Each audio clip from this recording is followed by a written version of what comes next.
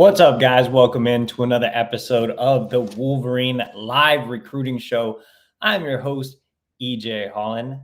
Zach Libby is producing in the background, eating his little Caesar. So shout out to him. Make sure to like this video and subscribe. Get us in front of other Michigan fans. Get the discussion going. Today is the Q&A show, so all your questions will be answered tonight. Just leave them in the chat box. If you want to skip the line and donate to our travel budget, you can hit that super chat button that allows us to travel around the country and see top Michigan recruits. It looks like we already have some questions filing in, but before we dive into those questions, we do have a message from our sponsor. The sponsor of tonight's show is actually My Perfect Franchise. Are you ready to leave the corporate rat race for the American dream, looking for a side hustle while working your current job, wanting to diversify, build wealth, and or leave a legacy? Andy Luedecke can help. Andy is a franchise consultant as well as a franchise owner and helps people find franchises that fit their skill sets, financial requirements, time to commit, and so much more. Andy will work with you on all of that. His services are 100% free. And he's here to help you if you have any questions about business ownership. That's Andy Luedecke with myperfectfranchise.net. His phone number is 404-973-9901, or you can email him at andy@myperfectfranchise.net. And again, that's for anybody that's looking to get into the franchise game, whether you want to own a Chick-fil-A franchise or, as Zach's dream, of owning a Little Caesars franchise or a Sheetz gas station. Andy Luedecke is your guy, so visit him over at myperfectfranchise.net. So thanks again, everybody, for joining, everybody filing in. So make sure to leave that like. I am wearing my Donovan Edwards Michigan jersey tonight, so great special edition here. Tyson Smith says, why did we miss on Bryce, and why should we be excited about Carter? Bryce Underwood's recruitment was obviously a tough one to cover for the last several months because I had a good idea he was likely going elsewhere. I put in my prediction in November for LSU, and at the time, a lot of people were like, hey, why are you putting in this prediction right now when this recruitment still has a couple of months to go? And, real reason was just NIL. I heard that LSU had done some, really, really positive things on the NIL front with Bryce Underwood, while Michigan, isn't really entertaining that type of game. And don't get me wrong, Michigan does a good job with team-related NIL. You see what they're doing with trying to get guys to come back for another year and roster retention as a whole and a little bit of transfer portal. So it's not like Michigan's NIL is way behind or Michigan's NIL is trash. It's just that there's no exact plan for NIL when it comes to recruiting. And when you have a prospect of the caliber of Bryce Underwood, right, I think it's tough to, land a type of guy like that without a true NIL plan if you're not willing to play that game. Now, that's definitely not an indictment on Underwood, just saying, well, he just took NIL. I mean, there were definitely other factors. He had a great relationship with Joe Sloan. He LSU's quarterbacks coach. He always had a wandering eye for playing in the South. When I spoke to Underwood when he was an 8th grader or a freshman, he told me that he really was interested in one day playing in the SEC.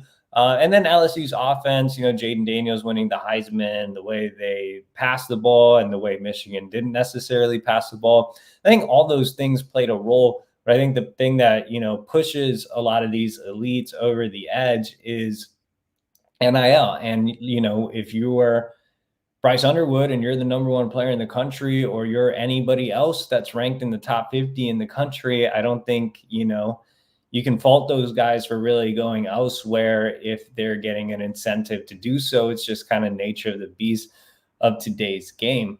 But, in terms of Carter Smith, I think Michigan fans should definitely be excited about Carter Smith. This is a guy that I've been drumming up since, right before he committed. I had a chance to go watch him play in Florida in the fall. And while it wasn't necessarily his best performance statistically, I mean, just the athletic ability is there for Carter Smith, especially as a runner. So I think when you look at Smith, he offers a really high ceiling. He's a guy that has never really worked with a quarterbacks coach. He still has some things to clean up from a mechanic standpoint. And you're seeing some of the clips here on the screen. And, a lot of these clips are just him running. He, again, is really athletic. He's a guy that can make things happen in and around the pocket. He can just straight up run off of quarterback powers. He's really physical. He's a guy that'll run you over. JJ's a little more quick and elusive, has a little more suddenness to his game. Carter's more like a Taysom Hill. Like, he's going to come downhill, as you see here, and pick up a first down. Like, he's a physical downhill runner. He's a big kid too, at about 6'3", 195 pounds. So I think with Carter, you're getting a true athlete that, again, has a really high ceiling. And, it's not like Kirk Campbell didn't go down and see him throw. Like, Campbell thinks there's a lot of potential with his ability as a passer as well. I still think he has a long way to go as a pure passer, but anytime you can run, I think it gives you a higher ceiling and a higher floor, which is always a positive, in college football. And I think it's great that you're complimenting Jaden Davis with a guy like Carter Smith. Look, I'll be the first one to tell you I'm not, overly excited about Jaden Davis, but I think that Davis is a very efficient, accurate, high-level game manager type. And with Davis, it's the complete opposite. He's a guy that can't really run. He's not really mobile in and around the pocket. He's a bit of a shorter passer. He doesn't have this insane arm. And look, Carter Smith threw in the 90s as a sophomore. He was a legit Major League Baseball prospect. And also with Davis, he's been coached to be a quarterback since he was a middle schooler. Like I mentioned, Smith hasn't received any private quarterback coaching. Davis has been groomed to play the position. So with Davis, you're getting a really high floor, but not necessarily much of a ceiling. I think a lot of his game has kind of peaked already. Obviously, you can get better at the next level, but I think that ceiling is very limited. I think with Davis, you know exactly what you're getting. You're getting a guy who can manage an offense. You're getting a cerebral player who's going to be accurate, short to intermediate, that's not going to make a lot of mistakes. With Carter, you don't know exactly what you're getting, but it's exciting. He can definitely run. He definitely has a big arm. So he's definitely an athlete. So it'll be interesting to see how Smith develops. I'm really excited about what he can become. I know it's a bit of a bigger bet. Like with Jaden Davis, he's a safe take, right? Yeah, like I said, you know what you're getting. With Carter Smith, it requires a little bit more of putting your chips in the table. But I mean, I just like what he brings to the table. I like his moxie too, just his personality. He just seems like a guy that's going to fit in from a culture perspective. And if you read my story on him that I had over at the Wolverine, you know that, Carter never really looked at NIL. He visited Michigan and committed a little more than a week later. Like, he loves Michigan. He wants to be at Michigan. He kind of has a little bit of JJ McCarthy to his game in terms of playmaking ability. He also has a little bit of JJ McCarthy in terms of personality and being able to potentially recruit guys around him. So again, you're getting a really high ceiling prospect that takes a lot of pride in helping lead the class, that takes a lot of pride in being a Michigan Wolverine and what it means to play for the national champions, to put on that wing helmet. So I think Carter Smith being the face of the class on the offensive side of the ball and Chris Ewald being the face of the class on the defensive side of the ball gives you two great starting points in 2025. And that is why you should be excited. All right. Tyson Smith comes in with another question. He says, will we land a 5-star now that we won the Natty? I think there's only one 5-star that I would be very optimistic about. Now, there's been a couple other 5-stars that have shown interest. You had David Sanders visit, 5-star offensive tackle out of Providence Day. He has the connections to Channing Goodwin and Jaden Davis, but I don't see much movement there.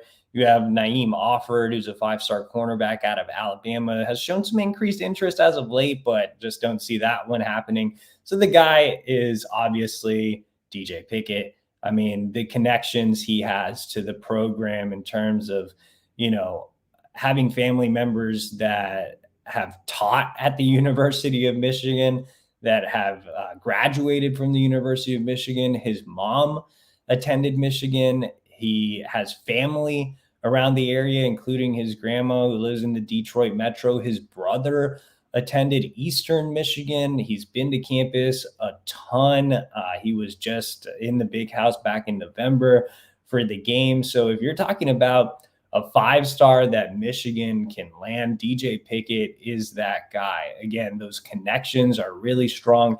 He knows he can come in and make an immediate impact. He's comfortable with Michigan, both on and off the field. He has a great relationship with the coaching staff, especially Steve Klingscale. He's good friends with Chris Ewald, who has been recruiting him hard. It makes a lot of sense. Michigan is just, they don't necessarily have the NIL, which we talked about earlier, but I think that with Pickett, he's a little bit of a different type of guy. I had a big feature story where I spoke to his mother, who again attended Michigan, and she gave a great breakdown of how they're approaching NIL. And I think in this situation, with what Michigan has done with roster retention and Empower and things of that nature, that is actually appealing to the Pickett family. So I think Pickett has a chance to be an anomaly when it comes to NIL and recruiting. Now, there are some NIL friendly schools in that top group. You look at Oregon and that logo pops out immediately. It's an NIL powerhouse. It's super far away from home. But I think with Pickett, he really does value the things that Michigan has to offer. So I think Michigan has a really good shot at potentially getting DJ Pickett on board. And, he's just a really special type of athlete. I went down to Florida and saw him play as well in the fall. And, he made a lot of plays as a wide receiver. Some schools have even talked to him about going both ways and playing some corner and doing a lot of things. Like, he is a 5-star type of prospect for a reason. So he would be an absolutely, massive land. But in terms of other, 5 stars, I think it's going to be really tough. I think it's, Pickett or bust when it comes to getting a 5-star in the class of 2025. Let's go down to Tyson Smith. He asked an off-topic question. He says, top 3 video games. Well, some of you know I'm an avid retro gamer. So I would say my top 3 games are Secret of Mana. I don't know what Zach is pulling up in the background. That's tough, man. Secret of Mana, Donkey Kong Country, and NFL Blitz. If I'm going to throw a sports game in there, I love Mega Man as well. It's an all-time favorite. Zach put up some weird game in the background. He's saying his favorite game is Red Dead Redemption 2, which I've never heard of. Look, I only play retro games. I only play Super Nintendo, and I'll play some Sega Dreamcast, and I'll play N64, and that's about it. And also some PSP, some, Game Boys. Zach doesn't know anything about NFL Street. That was the go-to with the PSP. All right, let's go to Ben Ricketts, and he says, since Saban retired, and that will likely cause dominoes to fall at other schools, do you think that will impact Michigan signing any additional guys in the February or later in the year? I actually think Saban retiring makes the Gatlin Bear recruitment extremely interesting, because the lead candidate to replace Saban, if you believe the reports out there right now, is Oregon head coach Dan Lanning. The biggest thing that's been holding Bear back from picking Michigan is his concerns about Jim Harbaugh staying put at Michigan. Well, now you have those concerns about Dan Lanning staying put at Alabama. So, it'll be interesting to see how that situation plays out. If Lanning ends up going to Bama, does he try to get Bear to come with him? Does Bear even know anything about Alabama? That's not a school that was in his recruitment at all. If Harbaugh leaves, at least he has familiarity with the University of Michigan as a whole. He's been there a couple of times. He has a friend there and a fellow Idaho native in Colston Loveland. And if Michigan were to promote from within with Sharon Moore, then I think that gives him a sense of comfort. We talked about that in San Antonio last week, and he's fully supportive of Moore and really likes him as a coach and as a person as well. So, and what if Lanning leaves to Alabama and Harbaugh stays? I think that maybe gives Michigan the final push to land Bear. So there are just so many different directions this can go in.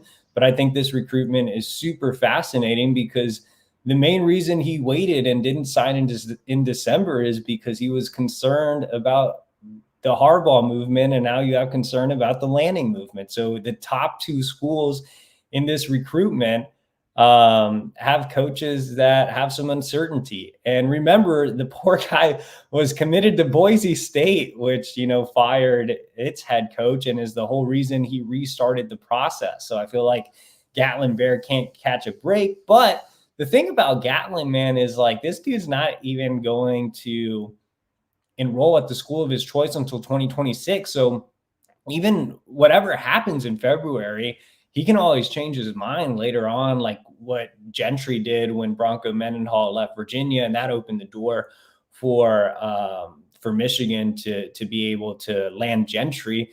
It could be the same thing with Bear in 2026 if he doesn't like the situation and there's a coaching change. So I don't know, just a really it's not a weird recruitment. Like Bear's straight up, like a straight up guy, like a really nice kid, knows what he's looking for. It's just a really, a lot of turns in his recruitment that aren't really his fault. He's, there's just so many factors there with the mission and the coaches wavering and things of that nature. So I think that one's super interesting. In terms of others, when you look at 2024, a lot of these kids have signed their NIL already. I mean, I guess if you are Bama, if you look at Bama's class, me and Libby actually went through it before this show started, and there aren't a ton of names those kids can get out of their NIL, but there aren't a ton of names that I think Michigan would really go after. I think one that made sense to me that had Michigan in his top three, and you have this Florida movement going on, and it's a position of need, is Jameer Grimsley. Like, I really like Jameer Grimsley. I think he's definitely a guy that you could target. And I also really like Justin Okoronkwo. There's no linebackers coach, but he's one of the European kids that's from the same program as Manuel Beagle. They could take a look at him. And then, if Lanning ends up at Bama, then you could potentially look at Oregon's class. So, maybe it just depends on who replaces Saban. But if we're solely looking at Alabama's class, I only think there's a couple options. We actually have a super chat from Nick. I am super sorry, man, because I did not see your super chat and you left it like 8 minutes ago. Thank you, Zach, for notifying me. We usually get the notification. I'm not sure why StreamYard didn't show that. But Nick, 199. So really appreciate it, Nick. He says, areas where Jaden Davis needs to improve the most. Athleticism all the way. Something that helped Michigan win this national championship was JJ's athleticism. And even though he didn't run a ton, throughout the playoff run, just his ability to move in and around the pocket, allowed Michigan to extend plays and make plays. I mean, he had that key third down run where they hadn't converted a third down all night and he had to use his legs. That's something that Jaden Davis currently cannot do.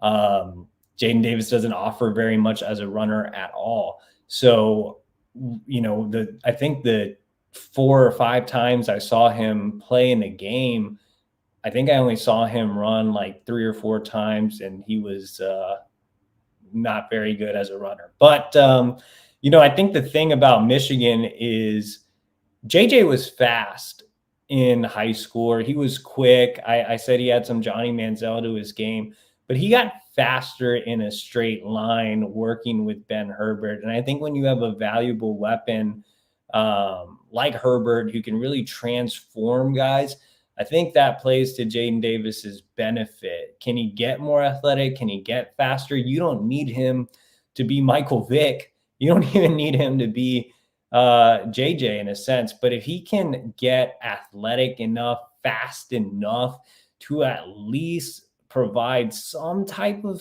threat with his legs, or at least at the very, very least to be able to move in and around the pocket and extend plays.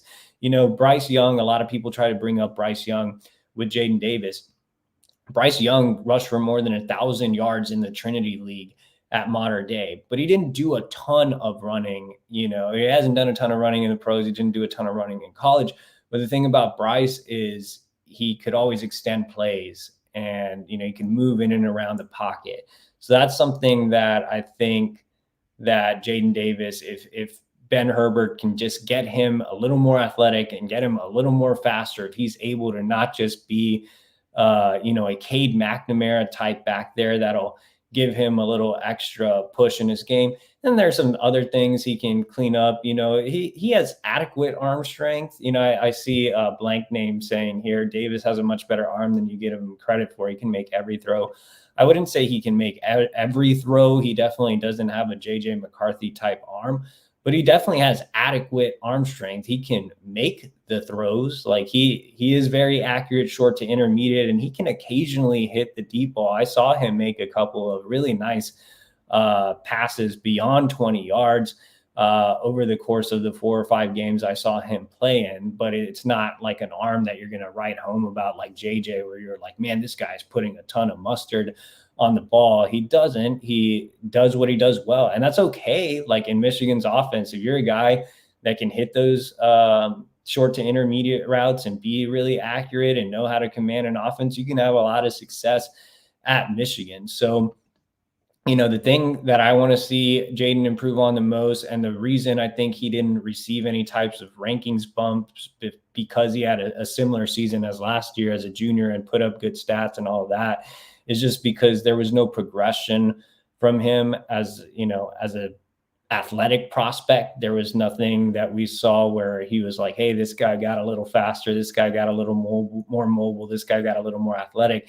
And that's what I mean when I was talking about him earlier having kind of a cap ceiling. It's not like he can't get any better. Like Ben Herbert can work some magic there and potentially get him a little bit more athletic and a little bit more mobile. But I mean, you're talking about a kid that's been groomed to play quarterback since like 7th grade. He's had all these private quarterback coaches. He traveled the country with Cam Newton this past year. He's had all the resources ever at Providence Day. Chad Greer is one of the best coaches in North Carolina. His son, Will Greer, played the quarterback position. This guy has been, he has everything you need to be a really successful quarterback, whereas Carter Smith does not. But anyway, to answer the question, it's more so just that. And then, there's some minor things to clean up a little bit with his footwork, definitely the hitch that he has in his throwing motion that I think has just kind of become habitual, can be cleaned up by Kurt Campbell. But yeah, I mean, I would just say getting him a little bit more athletic so he's not taking a ton of sacks. And if the run game isn't as strong as it was with, a Blake Corum and a Donovan Edwards, then you at least have a guy that can move around and extend plays and, just gives you a little bit of an added bonus there. And like I said, with Carter, the running ability gives you a little bit of a higher ceiling and a higher floor, because it gives you a good baseline, because if all else fails in college football, you have a quarterback that can run. That's always a positive. Let's go to, Ben Ricketts again. And he says, how's Michigan looking with Dwayne Galloway and Trey McNutt? So Trey McNutt, top 100 DB out of Ohio. He's had a lot of positive things to say about Michigan, especially in his interviews with Zach. He had a good reaction after the game, but he is an Ohio State legacy. I think he is going to be a tough pull. And Dwayne Galloway, there's McNutt's profile for those of you that haven't seen it. The on-3 recruiting prediction machine doesn't have him as a, really heavy lean right now to Ohio State. But, it is going to be tough to win a recruitment in Ohio for a kid that is an Ohio State legacy. I think they probably have a better shot with Dwayne Galloway because Ohio State hasn't offered, even though Galloway is, from Columbus. He's visited Michigan a couple of times, and, with Ohio State not offering, I think the door's open there. Michigan actually has the lead for Galloway on the on-3 recruiting prediction machine with a 32.2% chance of landing him. He has a really good relationship with Steve Klinkscale. Like I said, he's been to campus multiple times. And, with Michigan, with Ohio State kind of sliding him and not offering him yet, I think, maybe that chip on his shoulder is there, and he ends up going to Michigan. So we'll see. It's kind of interesting that Ohio State hasn't offered him, given how highly ranked he is, and the fact that he is a Columbus kid. Let's go down to Nathaniel D, and he says, with Saban gone, is Damani Jackson back on the table? I don't know, man. I don't really handle the portal. Our team guys do, but yeah, I don't know. It'll be interesting to see what happens with Damani Jackson. The transfer portal does open back up with a coaching change, so yeah, I mean, maybe Michigan will explore it again. Who knows? I'm not sure the guy wants to play in the cold. Let's go down. We have a super chat, and it's from Raka23, and he says, on thoughts on Darius Clemens' transfer, the wide receiver group as a whole. I think that's a better question for our team guys, but I evaluated Darius Clemens, and I really liked him as a recruit. You were talking about a big-bodied wide receiver that was extremely fast, put up tremendous track times. His film was impressive. He played both ways, but he just never put it all together at Michigan. And that sucks because they've wanted a big body playmaker for so long. And I really thought Darius Clemens could be that guy. You look at him, he's a former top 100 recruit on On3. I mean, Michigan beat out Oregon and Auburn and USC and all these other schools. It was considered a huge signing day win. So I think it's just a little disappointing. I think the wide receiver room as a whole is fine for what Michigan does. I think that Fred Moore can, be a really consistent, reliable weapon. I think, Samaj, you guys got a chance to see what he could be.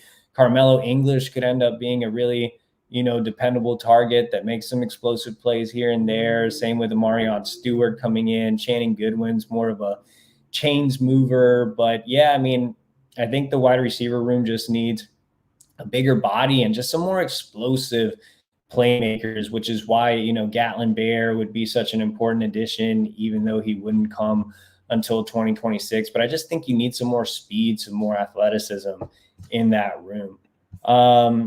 Let's go down to, let's see. Sorry, we lost my place. What about Brandon Bays? And he says, what 2025 prospect that Michigan is targeting would be most impactful to the class if he commits? I talked about him earlier, but just DJ Pickett, he's the highest rated recruit that Michigan has a realistic shot at landing. I mean, he's an athletic guy that can play corner or safety. He's the number one safety in the country. Can also play some receiver, and he would just be a massive land, a 5-star kid from the state of Florida, even though he has all the ties to Michigan. I mean, it would just be, huge from an optics perspective, huge from a talent perspective, and huge from a need perspective. Michigan needs more talent in the secondary to come in. This class wasn't as impressive in the defensive backfield. 2025 is loaded across the board. So I think Michigan has a chance to make up for the 2024 class and really land some big time talent. So I think, if you have a Pickett and Ewald class, that's absolutely amazing. Let's go to Brandon Bays again. He says, which 2024 commit do you think has the best chance to get legit playing time next year and possibly be a starter by mid to end of season? Well, I mean, if Donovan goes to the NFL, then, Jordan Marshall is the easy answer. I mean, he's a guy that's not an early enrollee, but even then, I said he can have his freshman season very similar to his position coach, Mike Hart. I mean, he's a bell cow. He fits exactly what you want out of a running back at Michigan. He's a great between the tackles runner. He's a guy that will just wear down defenses and punish the opposition. He's also pretty underrated as a pass catcher. He can be a 3-down back. You see him making a big catch right there. I think, from the film that I had a chance to see, he was out, actually good in pass protection as well, which is something younger backs struggle with. But, you see these clips, he's just a physical downhill runner. I think he'll fit the Michigan offense really well and make an immediate impact. And, even if Donovan comes back and you still have Kalel, I think you get Jordan Marshall involved, one way or the other. I think he's definitely the future at the position. In the same way that Corum had an impact for several years, I think Marshall can do the same. R. Green says, why call it the NIL game when it's pay for play? What was the payoff for UCLA giving money to Dante Moore? Well, I mean, obviously they didn't get a ton of return on investment, but NIL pay for play, it's all the same thing until the NCAA does something about it. They are getting NIL, I guess, like, even though they're paying to play, they still have to do some type of nonsense with the local companies of the school they go to. And I mean, is it all that different from paying guys to come out of the portal? Like, it's all the same thing to me. Let's go down to, looks like you guys were kind of arguing with each other. Let's go down to, you don't know. And he says, time for EJ to tell me why we can't get more 5 stars in a stupid school like Ohio State. I think NIL is the biggest factor, and that's the bottom line. Until you can provide some guarantees and you have a base salary model in place, or you just have a recruiting plan in general when it comes to NIL, you're not really going to land the 5-star level guys. And then you can do some, things differently. Like Michigan can definitely expand its recruiting department and things of that nature. But I think at the end of the day, NIL is king right now when it comes to the elites. Struggle streaming with BK says, just want to say shout out to you, EJ. I remember you saying how great you thought Mason Graham would be, even though he was outside the top 100. You really do know your stuff. Thank you. Struggle. And KW says, EJ called quarterback Van Buren. He looked great in the Under Armour game. Yeah, Van Buren's just an interesting guy, and he has a lot of upside as well. He's a short quarterback, but he can really move, which I'm sure a lot of you guys, if you saw the Under Armour game, definitely saw there. Just flashes a ton of athleticism. But I think Van Buren and Carter Smith and guys like that are just really exciting, even though you're betting a little bit more on them. But I don't want to make it sound like I'm just a straight up Jaden Davis hater. You need that high floor as well, especially when you're bringing in. So Michigan, I think, made a smart decision, or a business decision, I guess, taking Jaden Davis over Michael Van Buren, because you look at the quarterbacks they took after J.J. McCarthy, right? These are more project type quarterbacks. So if you take a chance on Michael Van Buren and you take a chance on Carter Smith, I mean, you don't have anybody that you feel can come in and make an early impact and just manage your offense. You have these exciting players, but not necessarily guys that can just, move the chains, not make mistakes. And that's what Jaden Davis is. So if you're going to have these project players before Davis, and you're going to have a high upside athlete in Carter Smith come in after Davis, I don't necessarily disagree with going with the high floor of Davis as opposed to the high ceiling of a Van Buren or another guy. This was just such a weird quarterback class. I didn't really like a ton of the signal callers, and even Van Buren, I didn't have insanely high. Like, it's just not a great year for signal callers. Struggle streaming with BK. He says, any legit chance of us getting 2025 recruit Kalik Lockett? Yeah, Kalik sent me a great message after Michigan's win in the Natty. He's visited in the past. He wants to get back on campus in the offseason. He's a guy that thinks he can come in and be a game changer. I think, right now Texas has the lead on the On3 recruiting prediction machine. He recently picked up that offer, and it's a little closer to home. But Kalik has said many times he's not afraid to leave the state. You have the Alex Orji connection. Those guys talk all the time. So, yeah, I think Michigan is right up there for Kalik Lockett. R. Green says, was looking at Alabama's 24 class, and 21 of them are early enrollees. Oh, wow. Seems like a big advantage, especially when Michigan had 8, I think. Is this an issue for Michigan recruiting? No, the reason there weren't a lot of early enrollees this cycle is because they went on the championship run and they didn't really have guys entering the portal. Like the only guy that entered the portal heading into the playoff run was CJ Stokes. And then obviously you saw Jake Thaw enter and Darius Clemens enter. And so now there's some more scholarships being freed up. But I think it was just really a scholarship issue. Even on signing day, we reported that there were 2 guys that were voluntarily not going to sign because Michigan was trying to scramble to figure out numbers. And that was Luke Hamilton and Ben Roebuck, that were like, yeah, we won't sign if that frees up some numbers and stuff with scholarships. So I think Michigan just had a difficult time figuring it out because of the guys they brought in from the portal and just the guys they gave scholarships to in general that weren't on NIL. I think they just had a difficult time with numbers this year as they continued to play for the Natty. But I think numbers always have a way of working themselves out. So, and someone added Jake Thaw was on scholarship, ? I'm not really sure what his status was. Some of the guys like that are usually on some type of NIL deal, but overall just the scholarship number as a whole was kind of at its capacity. And with guys not entering the portal, like I said, CJ Stokes being the only guy entering heading into the playoff run, there was just some confusion about how they could work out those numbers. And I think that was all the questions. Yeah, I don't know. Zach, do you see any that we missed? There's a lot of comments, but I don't know if there's any other questions. So I think that's pretty much it.